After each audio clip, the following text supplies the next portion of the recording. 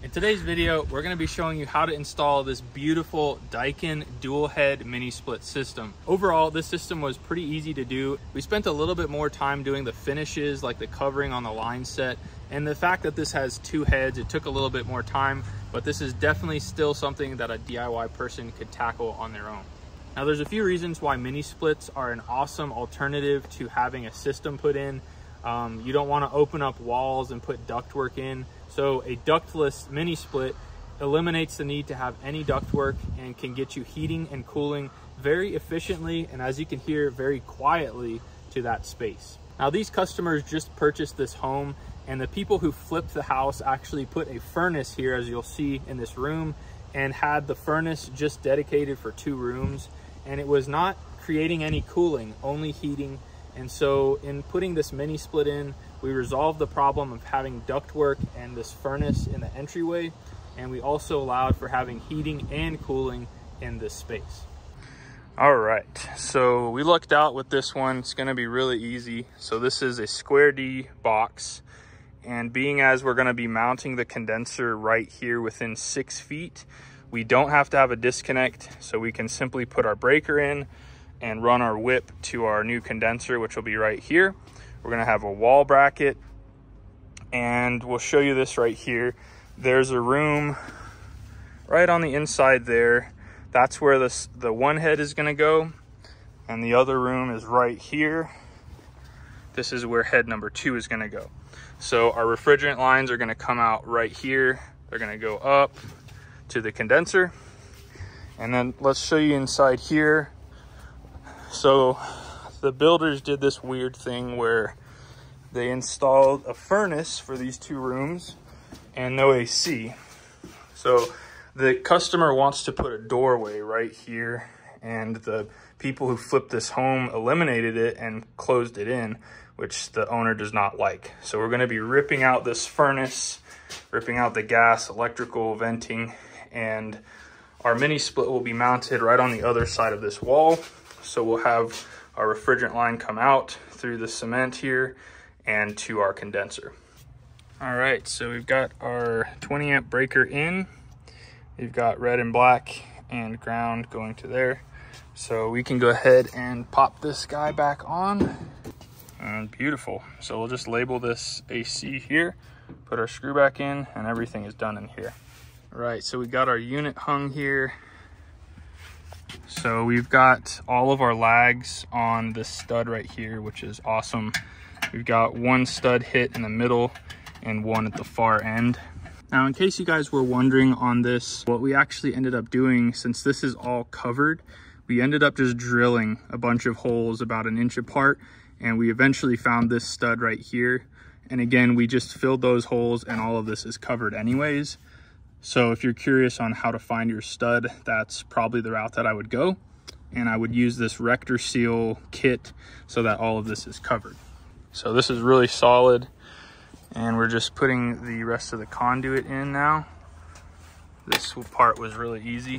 So once we get that wrapped up, we're gonna get started on punching our holes for our head units. Now, something to note is that this line is larger than this one. And so with this one here, we actually need an adapter to go down to 3/8. So both of these are 1/4 inch and 3/8 when this is all said and done.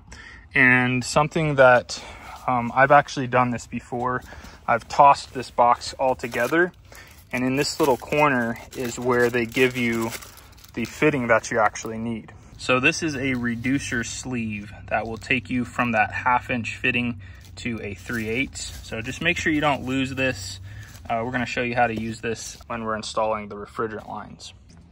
So our new truck and trailer setup, I have been absolutely loving this. The past few installs we've used the trailer, and it's just so easy to work out of. I've got my solar charger here, my batteries, so I can charge all my batteries on the fly. And as you can see, we're pulling solar power. Got a cooler where we can keep drinks and stuff. It's pretty sweet. So these are the 2 head units we're going to be installing. These are 9,000 BTU head units. They are 31 inches wide, in case any of you are wondering, and they're about 1 foot deep. So We need about 6 inches of clearance from the ceiling, give or take. If you have a little bit less, it's not going to be a problem. So we'll go ahead and bring these both downstairs to the rooms that they're going to go, and we'll show you what that's going to look like.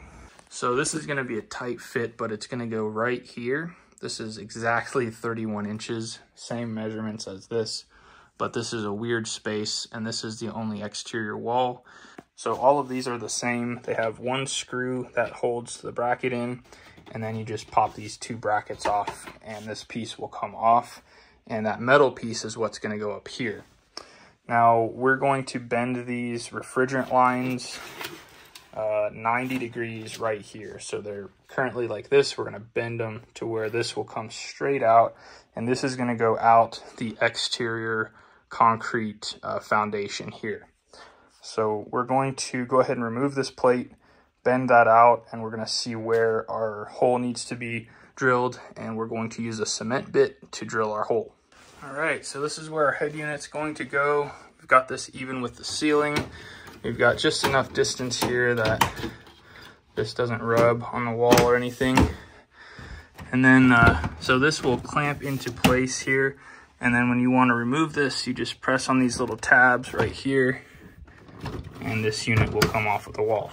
Now they make a template for this, but I just reached up in here and made this mark where we want our refrigerant lines to go. And that's after we bend these 90 degrees, they're gonna go straight into that hole. So what we did is we just measured off this window to the center of that hole, and we did the same thing on the outside. So we're gonna show you how easy it is to use this guy. It's pretty straightforward. These bits are pretty expensive, but you can rent these at Home Depot as well as the hammer drill. And we'll give you an idea about how long it's gonna take to run through this, being as it's about a foot deep. So we're just gonna center this. You can choose to use water to create less dust here, but I've done it both ways. So if you have a hose bib that's close by, you can use that. So basically we're gonna go about this deep, and then hopefully this piece will just snap off, and we'll just take it out of the bit, and we'll just do that until we get all the way through.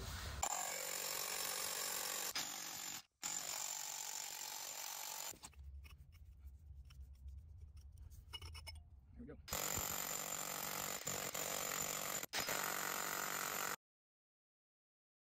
All right, so we finally got through on this one. And Terry's gonna go in there and drill the hole from the inside with just a regular hole saw bit. Terry just got our hole done. So as you can see, we can see daylight over there. Hello. And that's what we used to do the hole through the other side. So one down. We're gonna do one more on the other side into that little furnace room. In fact, I'll show you that right now. Condenser looks nice and pretty. Electrical is all done for our high voltage. So the way that this is gonna work in here, everything is gone. Our refrigerant lines are gonna come out of the wall, out of the sheetrock here, and we're just gonna hug this. And we might actually go around this way and then out right at our condenser. And then all of this is gonna get sheetrocked so they can cover it up. And we're going to have a condensate pump for this one. So she said that was totally fine to leave that. So our tube's gonna come down, and this will just pump out every once in a while. All right, so we've got our communication wire installed on both of these. And I'll show you the inside real quick. So it's just black, white, and red. 1, 2, 3. As long as the colors match on both units, that's the main thing. So now that this is completely done, and we're just going into this other utility room, we can permanently, what we're gonna do is bend these 90 degrees so they're pointed straight out, and then we can feed everything in here, and this will be permanently done.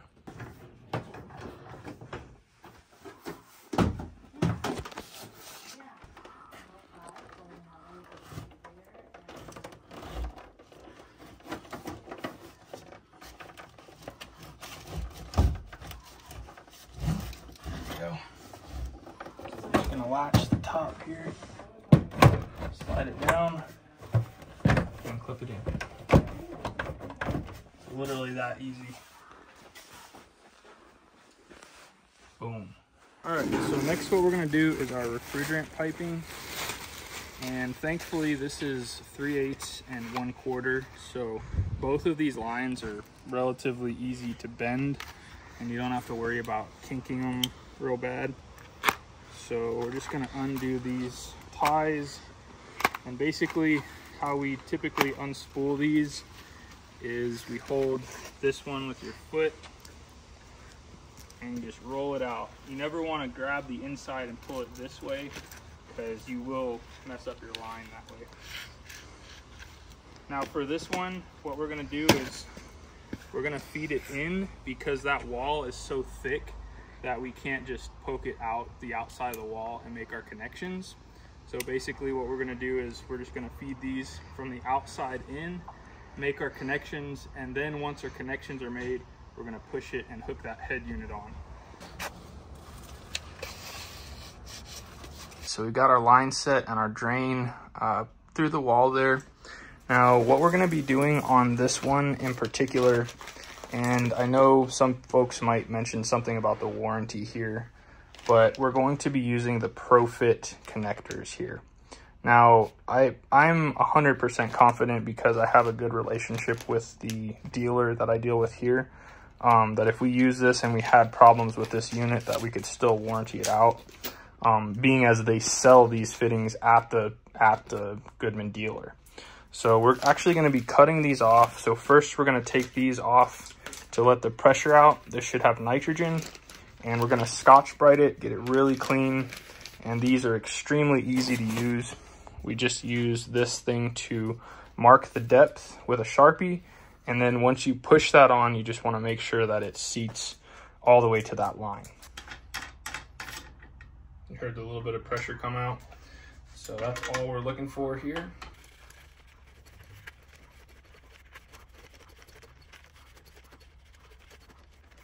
Just like that.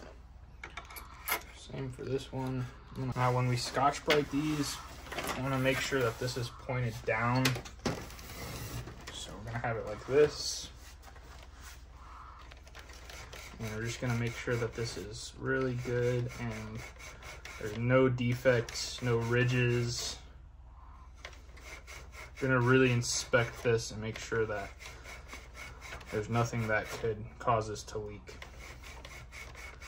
I know there's mixed opinions on these push to connect fittings, but I've used these on a couple of jobs and I have yet to have any leaks at all. And I suspect even if a leak does develop, it's not going to be like a huge leak. But like I said, I haven't ever had any problems, so I don't have any reason to stop using them. But I just wanted to show you guys these because this is really DIY friendly, and it can save someone who doesn't have the tools to do a flare or to do brazing or soldering.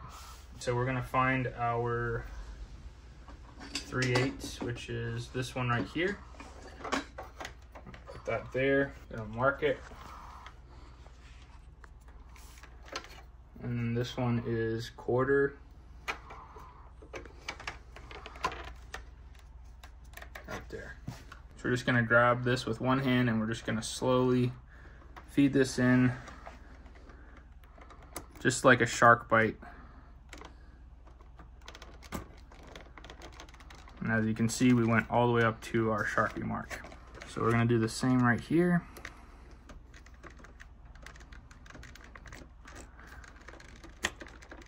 Just like that. So we're gonna prep the lines there. We're gonna make our connections while one of us is holding this up.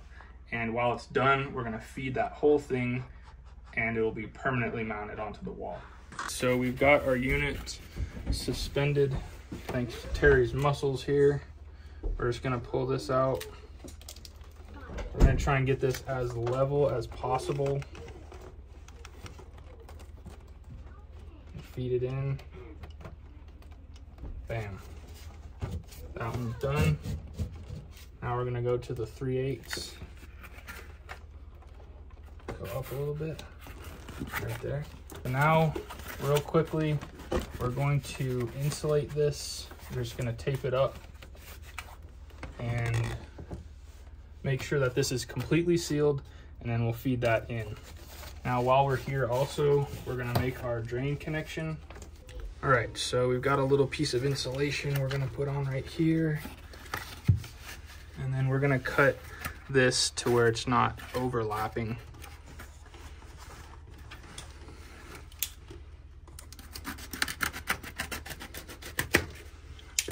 Now, one thing to note on the drain is one side of the drain is designed for this end and the other will not work. So just FYI. And then what I like to do is just tape this to make sure that this never comes undone for whatever reason when we're fishing it through the wall. So we're gonna go ahead and wrap this around. And we're just gonna make sure that there's no air gaps here.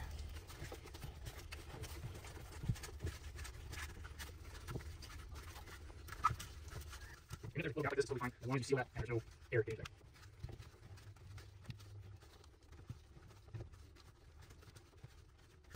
there. All right, perfect. So that's totally done. We can go ahead and feed this all the way into the wall now. All right.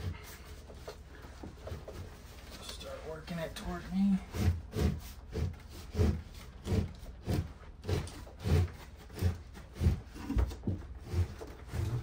Okay, now tilt the front or the top, hook it on there.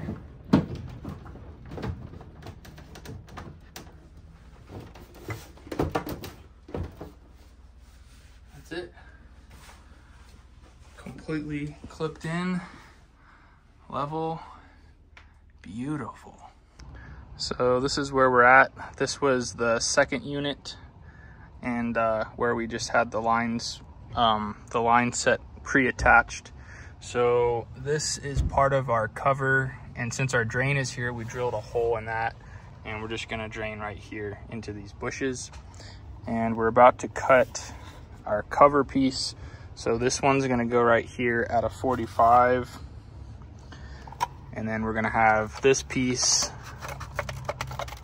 just like that. So that's gonna look really nice. All right, so here's where we're at. We got some anchors for that drain line. Looks really good so far. We ran out of this cover, so I'm gonna have to get another one tomorrow. So that's gonna extend all the way to the unit. And we've got our two lines pre-cut. We're gonna tape that so nothing gets in there. All right, so here's where we're at. We got the rest of our kit installed here. Looks really nice. So we're gonna show you how to flare these two with our hand flare tool. This can be purchased on Amazon.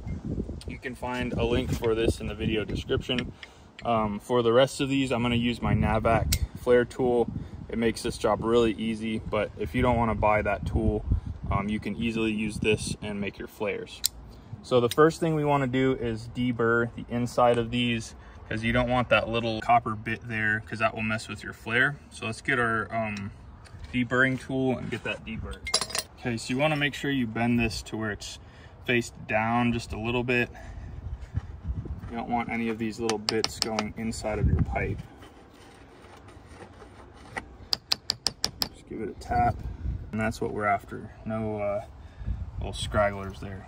So next what we're gonna do is we're gonna locate the size that we're after. We're gonna make sure that the tapered end is facing outwards. You don't want this end facing out. So this is a 3/8 line. So we've got 3/16, quarter, 5/16, and 3/8. Before we put the flare on this, we wanna make sure that we have the nut slid over this pipe. So we're just gonna remove this guy, take that little brass piece out. And what you can do is you can push this back and hold it with a pair of pipe cutters if you want to, but we've got plenty of room here. And the important part here is that if you look at this from the side, you want to make sure that this is flush with your tool. And now we're going to feed this part of the tool on with this end where these little indentions are on the actual tool. So we're gonna slide it up like this. And what I like to do is I'll tighten this a little bit to where you can feel these indentions hitting like that. So we're gonna go up until we hit the 3/8 one, then we're gonna tighten it, and this basically self-centers in line with that pipe. So we're gonna crank this down really good and tight. Now we're just going to start feeding this, or winding this rather, and you'll notice what will happen. You'll have some tension when it's actually expanding that pipe and making that flare, but you'll notice in a second that this will just start to spin freely and this will disengage. So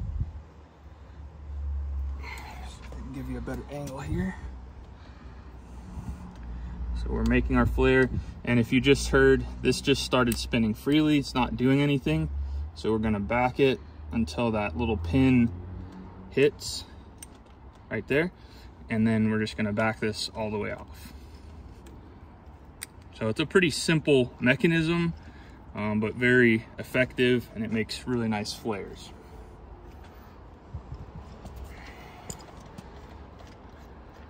Okay, so that's backed off all the way. Just gonna loosen this up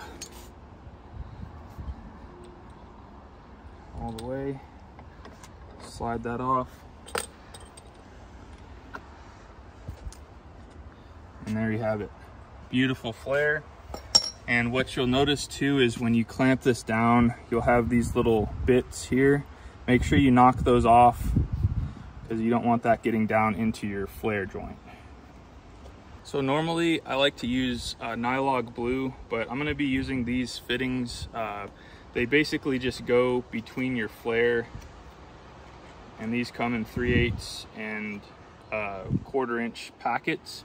But basically this little fitting will snap onto the cone, as you can see right here. I'm just gonna make sure this is clean. This will just snap over the cone like that, and then this will just sandwich between the two. Now these have been proven to basically eliminate leaks, and so if you're doing this as a DIY job, I highly recommend picking up some of these flare type fittings. We're just gonna line this up right there. I might actually do the other one first, since this is gonna be in our way. So let's go ahead and take the 1/4 inch off. We'll do our 1/4 inch flare, and we'll put that one on first. So for this one, we're gonna use our HVAC tool. I absolutely love this. If I'm not doing a DIY video, this is the tool that I wanna use. Extremely easy to use. Now, if you're in the field, I highly recommend this if you're interested in doing more mini splits. So this has an auto stop feature here. So we just barely open this, go until you hit that metal piece. Then you set it back down. And this piece, that piece goes inside of here. And it's extremely easy. So you just slide this over, and you'll notice when it bottoms out, this will not lock unless it's actually bottomed out like it's supposed to be. And literally all you do is press the button once. It makes the flare, backs off, and then you unlock it, pull your tool off, and beautiful flares every single time. So again, we're just gonna clear any little debris off of here, off of both of these. I'm gonna put my 1/4 inch flare tight fitting on the 1/4 inch side. Very easy to install here. You just slip over like that. And then we're going to go ahead and put this guy on. Okay, so we're gonna torque that to spec, and then we'll go ahead and put this one on. Okay, so this part, we're going to torque this with our torque wrench. Now, if you'll notice on the 1/4 inch line here, we're gonna do 12 foot-pounds for the tiny line, and then 3/8 we're going to do 25 foot-pounds. Now, if you don't have a torque wrench like this, you can tighten this by hand. You'll probably be fine with those flare tight fittings. 9, 10, 11, 12 foot-pounds. Okay, so that one's golden. And then the next one, 3/8, is gonna be 25 foot-pounds. 25. Okay. So those are golden. We just have to worry about drilling our hole, running our lines, and we'll repeat the same procedure for the second set of lines.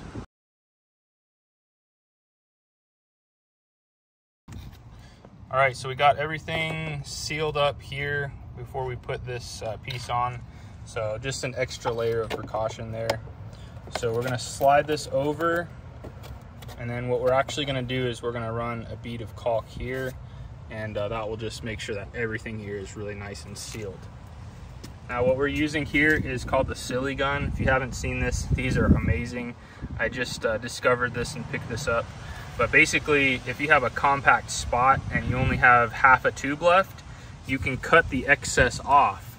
As you can see, the tool actually splits the tube into where this part of the tube is useless once it gets past this point, and you can just cut it off. So pretty neat, but it works really well.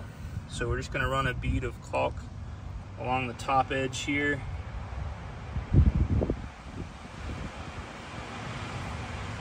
If you want to find this Silly Gun for yourself, check it out in my Amazon store. Simply go down to the video description, click my favorite HVAC tools, and you can find this awesome product there. So for this 3/8 line right here, you remember this is larger than that one, and we made a note to keep track of these guys. So how this works is, before we make our flare, this one is going to slide into this fitting like this, and then we'll slide this over our 3/8 line and we'll make our flare. Now on the actual unit side, this one will go here, and this is going to sandwich between the two. So we've got our flare done here. We've got our other fitting that's gonna go right here. And I'm not gonna put nylon glue on this one. I think it'll be totally fine, so I'm not worried about it. Just gotta make sure that this cone is, yeah, just like that. So this is gonna go over and sandwich those two.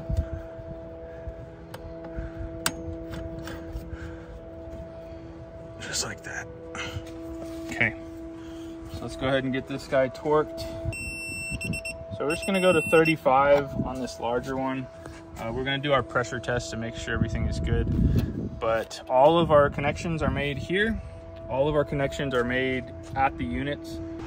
All right, so we're not going to do a pressure test. I don't have any doubts that this system has any leaks or anything, but the micron gauge is going to verify that for us. So we have our Schrader core removal tool. This is a 5/16, not a 1/4 inch. So that's a pink Schrader core tool. And then we have our True Blue hose going down to our Navac 4 CFM battery powered vacuum pump. So we're gonna go ahead and cut this on. And our valve up here is already open. When we do our micron decay test, we're going to close this off and isolate it. But for now, we're gonna let that run. It is 11:29 starting this test, and we'll come back in about 5 minutes and show you what we got. All right, so it's been about 10 minutes, 8 minutes in fact, and we're at 240 microns and still continuing to drop. So we're looking really good on our micron test. As soon as we let this get as low as it wants to go, we're gonna isolate it, close it there, give it 5 minutes, and as long as we're not over 500, we're good to open both of these caps here, and we'll let the refrigerant flow from the condenser into the rest of the system. Now, in case any of you are wondering, all of these condensers come pre-charged with refrigerant. All right, so we just isolated. We're at 220 right now. It's been a couple minutes. We're slowly rising, but again, as long as we don't go past 500 within a 5 minute time increment, and it's not consistently rising, then we should be good to go. I went ahead and removed these caps, and we're gonna get our Allen tool, and once we pass the decay test, we'll just open both of these all the way. All right, our 5 minutes has passed. We're not rising above 260. So we're gonna go ahead and open these up all the way. That one's open all the way. Throw our cap on. I'm gonna rotate this out of the way here.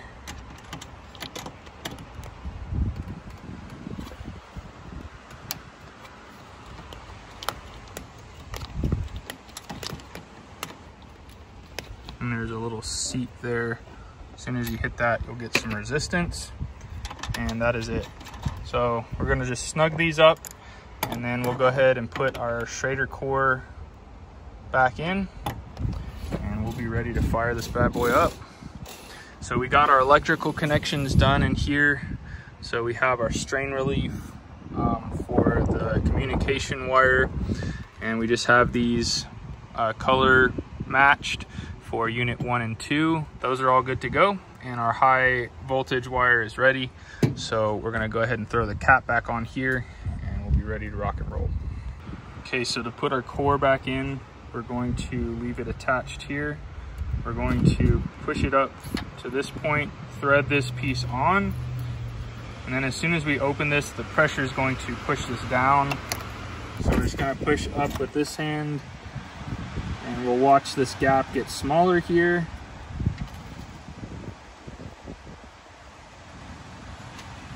And then eventually we'll get some resistance, meaning that that has seated all the way, and that's it. So what we're gonna do is we're going to close this and slowly take this off, let the pressure off.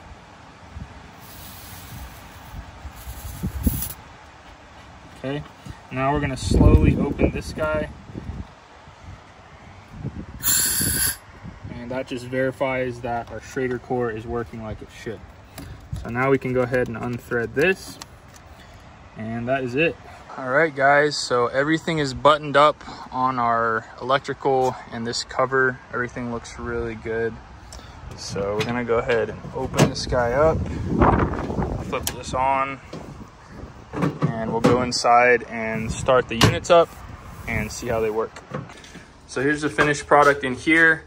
As you can see, there's no more duct work. They're gonna have their drywallers sheetrock all of this. So the sheetrockers are gonna have to frame this and cover this, but that's what we have here on the inside. This is the finished product, and we have this one going to a condensate pump here, and that'll push that water out. So that's head number 1, very clean look.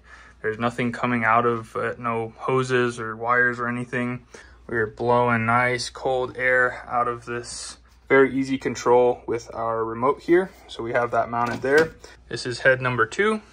Blowing nice and cold, very sleek look. This wraps up our install, and everything turned out real nice.